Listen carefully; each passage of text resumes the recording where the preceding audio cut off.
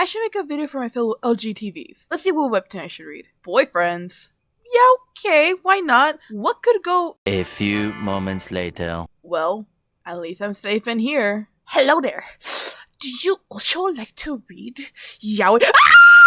So hello you amazing people, and welcome back to another video where I read something that causes my mental health to slowly deteriorate. Yay! Today, we'll be talking about the most beloved webtoon of all time. And no, I'm totally not being sarcastic. Boyfriends. Boyfriends is drawn and written by Reframe Bo. And when it comes to summarizing this comic, it's pretty long, so, you know, get a snack, get a drink. It's gonna take a while. Okay, ready? Here it goes. So Boyfriends is a webtoon about 4 guys who are in a college being boyfriends. That's it. That's literally the whole summary of the comic. To be fair though, the comic is pretty like a slice of life comic, so like, I'm not really expecting there to be a plot, like that's super dramatic or something. I remember when I first found out about this comic, it was when I would see it on Canvas, which back then used to be called Discovered. I never got around to reading it though, since like, it didn't seem like my type of thing. Mostly because, believe it or not, I'm not much of a fan of like slice of life comics, if I'm being completely honest. I don't mind them, like I've read a few or watched a few that like I've liked, but it's not like a genre I would typically go like far and wide like searching for when it comes to like reading or like watching it. Although, when Boyfriends came on Originals, I would hear a lot of people talking about it, which got me curious about the comic. Mostly because back then, I didn't really like hear anything bad about it. I would just hear people talking about it and that's it. So I got curious about it. So, you know, I sat down, read a few pages, and I was like, okay. And then I continued. And it made me want to go to a mental hospital, so I stopped. That was until I decided to make this video. I had to skim through the comic in order to make this, mostly when it comes to putting photos for the video. And well, let's just say that this video is coming at you live in my psych ward room. But before I get into that, let me first get into the art style of the comic.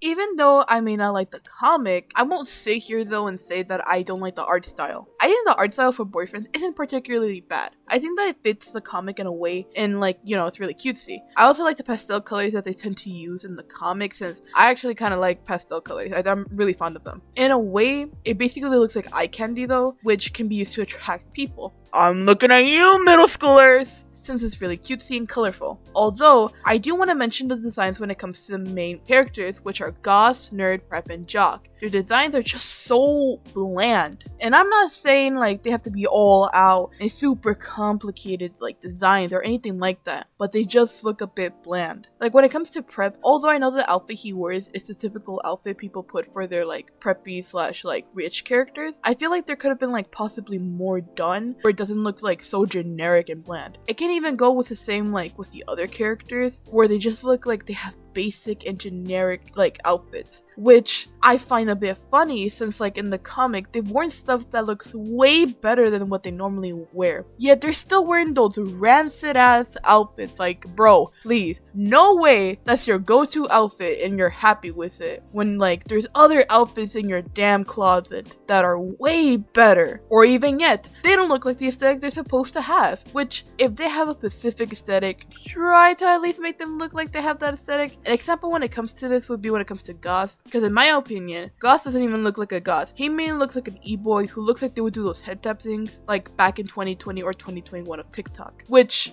I'm pretty sure someone was licking their screen during that time. Like bro, their female counterparts have better outfits than they do, although they're not that safe either, because when it comes to Goth girlfriend, like she kind of looks like she would be like Goth but kind of doesn't in a way. It's like in the middle. Nerd girlfriend kind of looks like she has like more like an artsy type of aesthetic than like a nerd one. And then when it comes to Prep girlfriend, Miss Girl doesn't look like a prep. She looks more like a gamer than a prep, which is very funny to me since I believe she actually has a Twitch. So that says a lot. Anyways, the only characters I'm like, yeah, okay, I see it, are mostly Jock girlfriend and Jock boyfriend and just Nerd boyfriend. Those are the only ones that like, I'm like, yeah, okay, those are their aesthetics. But something I would like to mention as well is that apparently from what I remember hearing, they're all actually Asian. Like, Jock is Vietnamese, Nerd is Filipino, Prep is Korean, and I don't remember what Goth was. I believe he was like Japanese, but I could be wrong. Take that with a grain of salt. But like, the reason why I mentioned this is because I genuinely didn't think they would be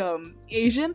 I fully thought, mostly when it comes to Prep, I fully thought they were white men. I fully thought in my whole heart that these guys were all white. So when I heard that they were actually Asian, I was a little surprised. But moving on though, since we're talking about the characters, why don't we move on? We're talking about like the 4 of them because like, you know, I just know how much you guys love them. So why don't we start the discussion with everyone's favorite character, Prep? I will die on this hill when I say that Prep is honestly the most annoying character I've ever seen. When it comes to Prep, he tries to be all, oh, I'm so upset over something that happened. I need some chocolate milk and... Whoa, sorry. I could keep going now. It was starting to get to me. But anyways, most of you may know that dread video I'm talking about, which, don't worry guys. You guys had to suffer enough with like me literally saying it right now, so I won't. Choco? Anyway, so when it comes to seeing Prep, just seeing him would get me so annoyed with how he acted most of the time. And I would even start cringing so much. Like, bro, what is this? Oh my god, bro. Oh, hell no, man. What the fuck, man? That's not even the worst one. The next one that has also made me cringe is Nerd. Nerd is the one that gets in a way sexualized the most out of all of them. With having panels like this, like, dude, when I say I wanted to start crying at 1 in the morning, I wanted to start crying at 1 in the morning because I was looking at like stuff to put in the video for me to write my script. I literally wanted to start crying. But anyways, Nerd's whole thing when it comes to this comic is literally just, OMG, he's so cute, but he's such a pervert. Which, it just makes me cringe so much. And there's also the factor that Nerd is apparently canonically a pro shipper. I'ma just let that sink in because what the hell? And I'm gonna get into more about that later on. The next one on the list here is Goth. I can't say much about Goth other than like he also has his cringy moments. Does he make me cringe like the other two? No, not as much, but he's there. Lastly, there's Jock who he's just kind of there. Yeah, I can't say much about him either. Mostly because when it comes to something that they all have in common is that there's not much to them, to be honest. They're all just kind of there, sort of just like existing. They don't have much personality where I can tell you more about them and go more in depth about them. Other than like they make me want to throw my like phone out the window most of the time. But so writing time. Hi, Eddie and Cake Nights here. So I kind of forgot to put something in the video. I'll try not to make this type of stuff frequent, but yeah, also if I sound a little weird, don't mind that. I have retainers on right now, so there's that. But anyway, so here's the thing, believe it or not, boyfriends actually had the serious moments, which was a bit surprising to me, to say the least. Mostly due to the fact with everything I mentioned and like stuff I'm gonna mention later on, it's a little surprising that I had the serious moments. But the reason why I mentioned this is like there's 2 chapters I want to mention, the graduation one and the one where Goth asks Prep to like move in with him. I'm gonna mention the graduation one first, and I know it comes after the one where like he asks him to move in, but I do not care. Anyway, and I want to show you the difference. When it comes to the graduation one, basically Goth and Prep are both graduating, and after the graduation ceremony, they sit down and like they're thinking about life, and they talk about how like their parents didn't show up. Prep mentions how his didn't show up due to the fact that they were in a business like trip overseas. When it comes to Goth, he mentions how his parents didn't show up because they don't even know if he's alive or not, due to the fact that he doesn't talk to them and shit. And you know, they're having like a sentimental moment about the whole thing, saying how like, well, like it's kind of sad, kind of like, but it's like whatever. Mostly due to the fact that now they have each other and they also have 2 other guys in their lives that support them and love them. And you know, it's a really sweet moment, sentimental, it's really nice, it's really cute in a way, you know. It's not bad if I'm being completely honest. And they took it seriously. They didn't have like any jokes or anything really around this area or after this like little segment thing. It was like, you know, it was nice. But the problem here goes on the other one, because basically we get more insight on like Prep's and Goth's like history together, with Goth mentioning how he wants him to move in with him, saying I want you to move in with me because there was a time when we got separated, because they've known each other since they were kids, but they got separated. So he mentions how their separation made him really like sad and all that, and like basically made him really bitter. So, and basically mentions how their separation made him really sad and made him really bitter and all that, and his parents didn't really help either since they were not supportive of him at all. So that explains why he doesn't talk to them. So you know, he's like talking about all of that, and then like he even says how like everything changed for him though when he started to like, you know, meet new friends. He got reunited with Prep, and then even started dating like the other 2 and Prep. So you know, it's like a serious moment, it's sentimental, it's like okay, but it gets ruined when he basically talks to his Twitch chat. Yes, he was streaming all this because they were calling him like sus, so he was saying, guys, stop calling me sussy. I'm not doing anything sussy. I quite literally wanted to throw my computer out the window when I read this. I was like, what the hell was this? Because how can one chapter be super serious, have like a serious like moment and not be ruined? Yet this chapter before that literally has like a sentimental moment, yet it gets ruined with that. Like, I don't understand. I know that it's like, well, it's different because one talks about graduate. Like, I don't know. I just think that it just ruins like the whole thing for me personally, because it's like, bro, I can't take it seriously now. I can't take it serious. So, you know, it was just that. I just wanted to mention that because like it does have like a mini like backstory, I guess, plot thing going on. So there's that. Anyways, I'm gonna let you continue. When it comes to the writing for boyfriends, it's, well, It's the biggest piece of dog shit.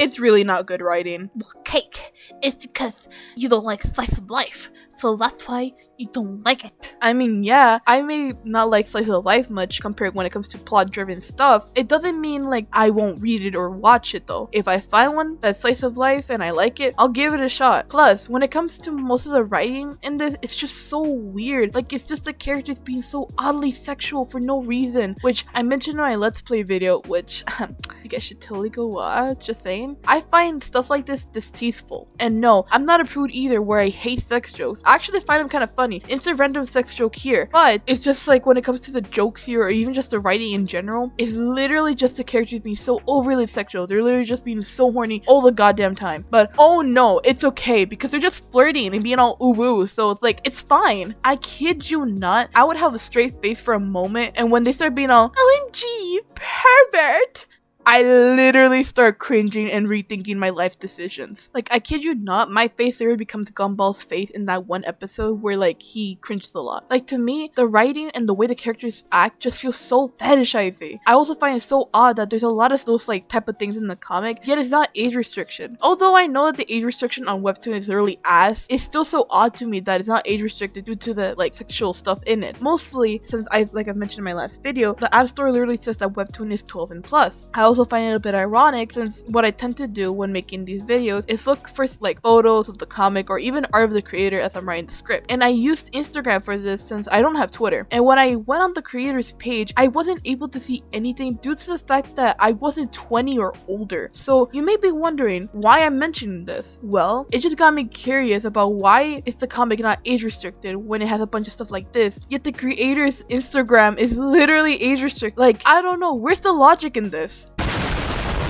But moving on though, since we're on the topic of the creator, why not talk about them for a bit? So when it comes to another reason as to why many people don't like boyfriends other than what I just mentioned, it has to do with the creator. When boyfriends went on original, stuff about the creator started to circulate. At some point, there was a tweet circulating around about the creator who would tweet a slur directed towards African Americans allegedly. While a lot of their followers tried to defend their use of the slur, which they cannot reclaim, it's not something I'll comment on much on since I'm not black myself. If any black person viewing this would like to give their perspective on the matter, you're more than welcome to in the comments below. Another thing that has been mentioned before as well is the fact that the creator themselves is a pro shipper. And if you don't know what a pro shipper is, then that means you should get out of this video since you're possibly too young to know what that is. But anyways, a pro shipper in short is basically someone who just ships whatever, even if that said ship is literally illegal. The most common example when it comes to this has to be when it comes to people shipping an adult with a minor. And there's two reasons as to why people call the creator a pro shipper. One reason has to do with the fact that they made the character Nerd a pro shipper, which is just wow,